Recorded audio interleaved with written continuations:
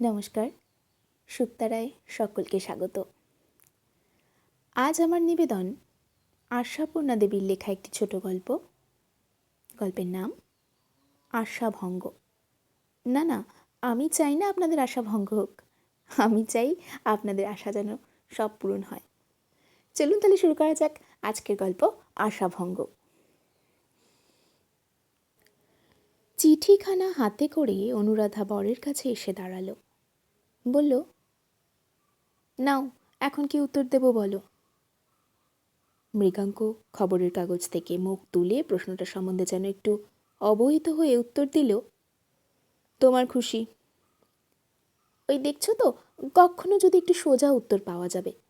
কেন আমার খুশির ওপর নির্ভর কেন? সবসময় বুঝি যা খুশি হচ্ছে তাই করছি। আহা, করছো কে বলছে? করো না বলেই তো এত খেদ। তাই এবার থেকে যাতে নিজের খুশিতে চলতে পারো তারই হুকুমনামা দিয়ে দিচ্ছি। অনুরাধা বলল, হয়েছে, খুব উদারতা দেখানো হয়েছে, কিন্তু ঠাট্টা রেখে সত্যি বলো তো, কিভাবে উত্তরটা দিলে ঠিক হয়ে যাবে? মানে যাতে আর কি মহাশ্বেতা মনক্ষুণ্ণ হবে না। তোমার সখীকে মনক্ষুণ্ণ হওয়ার হাত থেকে অব্যাহতি দিতে চাও তো পরিষ্কার লিখে দাও, অমুক তারিখে অমুক ট্রেনে রওনা দিচ্ছি। বয়স্ক অভিভাবকরা কেউ সঙ্গে নেই, অতএব স্টেশনে যেন অতি অবশ্য করে লোক থাকে। এছাড়া আর যা লিখবে তাতেই তিনি মনক্ষুণ্ণ হবেন। আহা, আমি যেন যাব? আমি তো ভাবছি যাবে। হঠাৎ এত পরিষ্কার ধারণাটা হলো কি করে? এবারে আবেদনটা জোরালো, তাই? অনুরাধা মুখটা কালো করে বলল, আমাকে এমনই নিচ্ছি ভাবো তুমি? কেমন? মৃগাঙ্ক অবাকের ভান করে বলল, কি আশ্চর্য, এতে নিজ ভাবা হলো কোথায়? সখী তবু নিজের লোক, তার আবেদন নিবেদন এড়িয়ে এসেছে এতদিন, কিন্তু এ হচ্ছে প্রায় কুটুম্বর ব্যাপার, সখীর স্বামী, সমীহর সম্পর্ক। অনুরাধা কোনো দিনই বুঝতে পারে না মৃগাঙ্ক সত্যি কি চায়। সব কথাই বলে পরিহাস্যের ঢঙে, আর এই ঢঙের আবরণে নিজেকে সব সময় রাখে আচ্ছন্ন করে। ব্যাপারটা এই, অনুরাধার সহপাঠিনী মহাশ্বেতা থাকে আসানসোলে। স্বাস্থ্যটা তার এমনই খারাপ যে এইটুকু দূরত্বের ব্যবধান অতিক্রম করে কলকাতায় আসাও হয়ে ওঠে না। অথচ নিঃসন্তান জীবন তার মাঝে মাঝে যেন মানুষের অভাবে অতিষ্ঠ হয়ে ওঠে। তাই সে যে যেখানে আত্মীয় বন্ধু আছে সবাইকে চিঠি লিখে লিখে মিনতি জানায়, এখানে এসে 2-4 দিন বেরিয়ে যাও না। এসো বলাটা খুব সহজ নয়, কিন্তু এসো কথাটার মান রাখাই কি খুব সহজ? গেরস্থ লোকের পক্ষে চট করে কোথাও 2-4 দিনের জন্য বেরিয়ে আসা প্রায় অসম্ভবেরই মতো। আত্মীয়বর্গ কেউ কেউ ঘুরে এসেছে, আর কেউই বড় একটাকে সাড়া দিচ্ছে না। এখন সে বান্ধবীদের টানাটানি শুরু করেছে। অনেকদিন থেকেই অনুরাধার কাছে মিনতিপত্র আসছে। অনুরাধা সমানেই এড়িয়ে এসেছে, কিন্তু এবারে আর একটা নতুন চাল চেলেছে মহাশ্বেতা। স্বামীকে দিয়ে অনুরোধপত্র লিখিয়েছে। সে চিঠির ভাষা এই, আপনার সখী জানাচ্ছেন এই শেষবারের মতো আবেদনপত্র যাচ্ছে।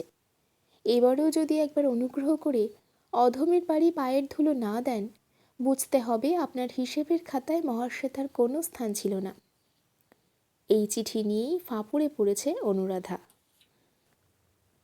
সত্যি কি অক্ষম সে! বন্ধু কাতর আবেদন আমন্ত্রণ জানাচ্ছে 2 দিনের জন্য একটু বেরিয়ে যেতে। সে অনুরোধটুকু রক্ষা করবার ক্ষমতাও তার নেই। কিন্তু কেন নেই?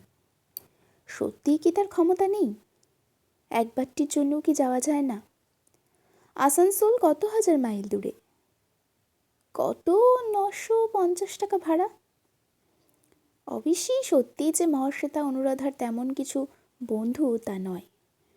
তার হিসেবের খাতায় মহাশ্বেতার নাম সত্যিই লুপ্ত হয়ে গিয়েছিল। কিন্তু এমন আত্মীয়কে ছেঁটে উড়িয়ে দেওয়াই কি ভদ্রতা, না মনুষ্যকর্ম? গেলেই তো হয় একবার। কিন্তু মৃগাঙ্ক এক অদ্ভুত জীব।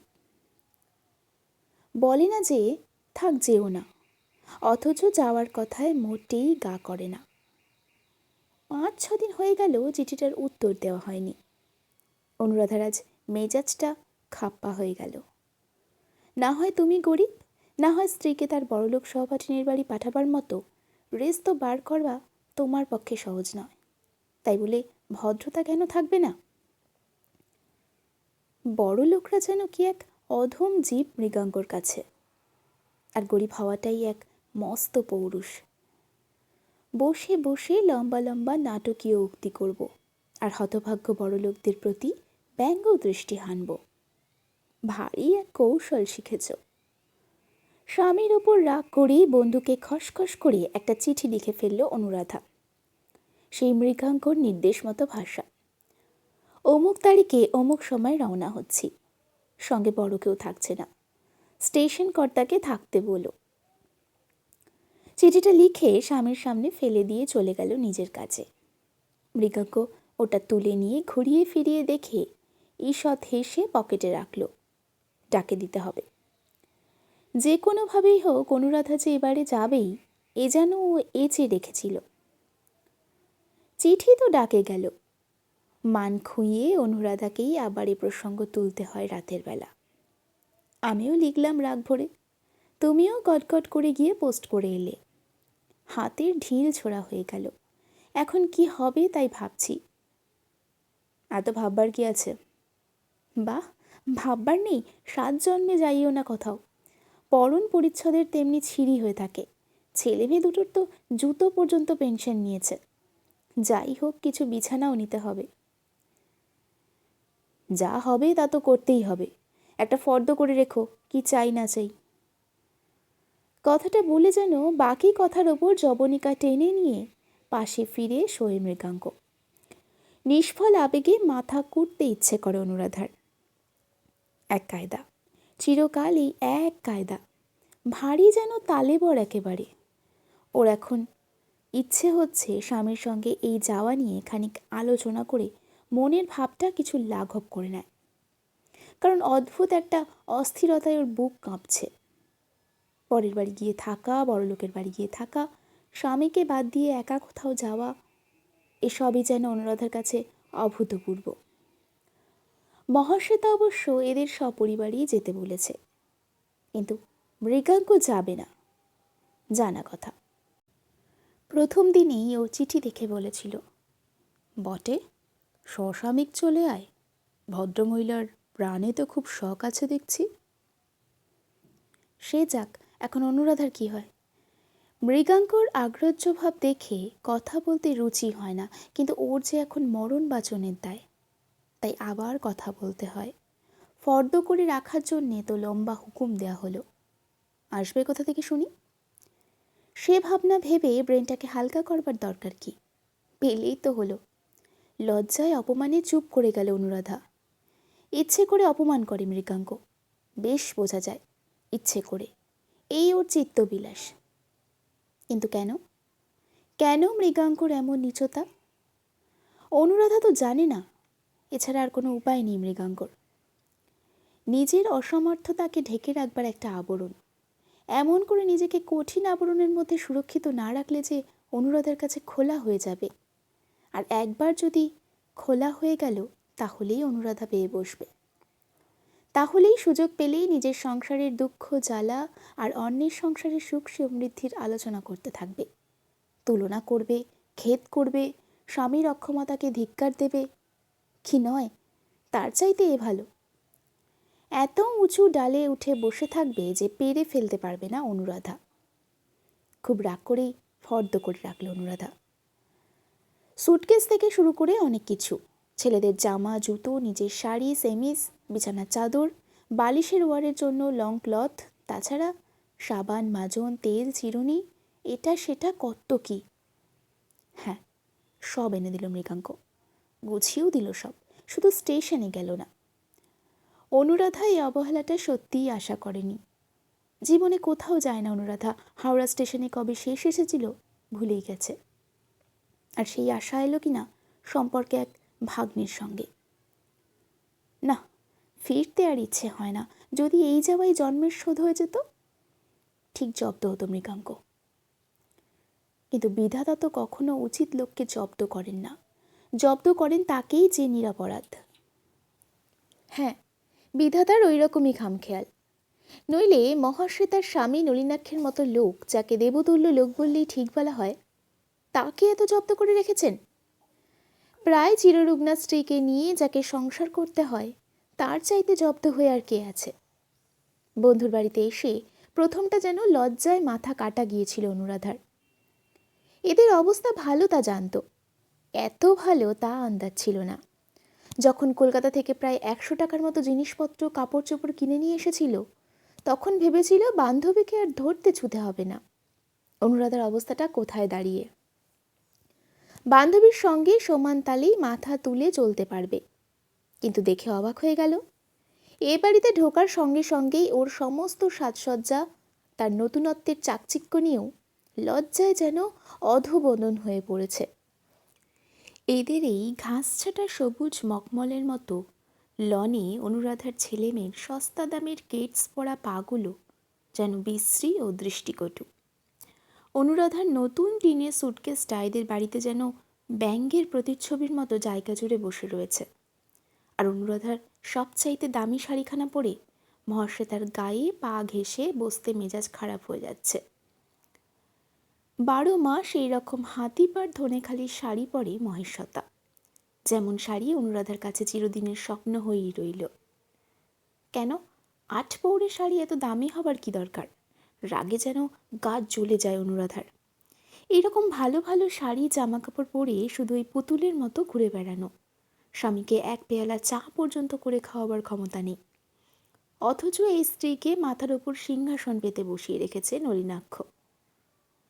প্রথমটা এদের প্রেম দেখে যেন অভিভূত হয়ে পড়েছিল। অহরহ স্ত্রীর জন্য কি উৎকণ্ঠা, কি সতর্কবার্তা! আহা, আর গেল গেল ভাব নলিনাক্ষর।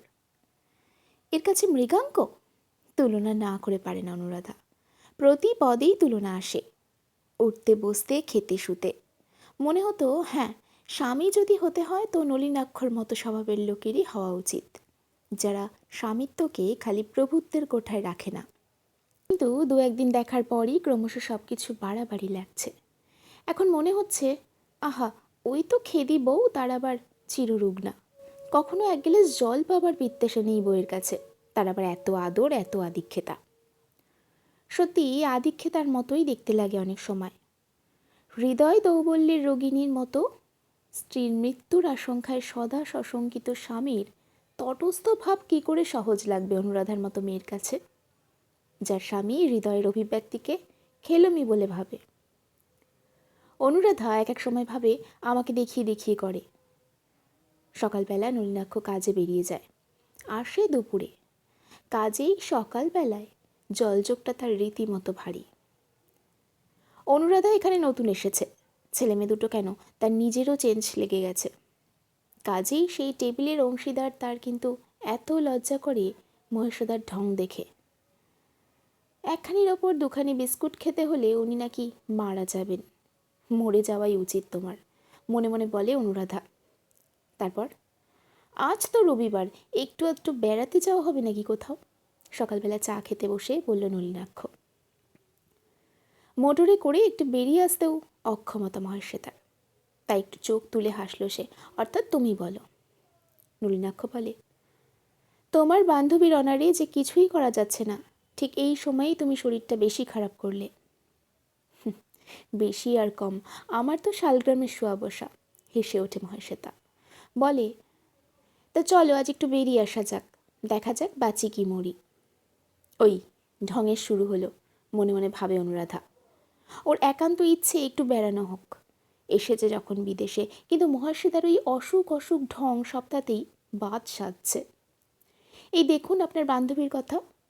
অনুরাধার দিকে তাকায় নলিনাক্ষ। ভয় লাগিয়ে দেন একেবারে।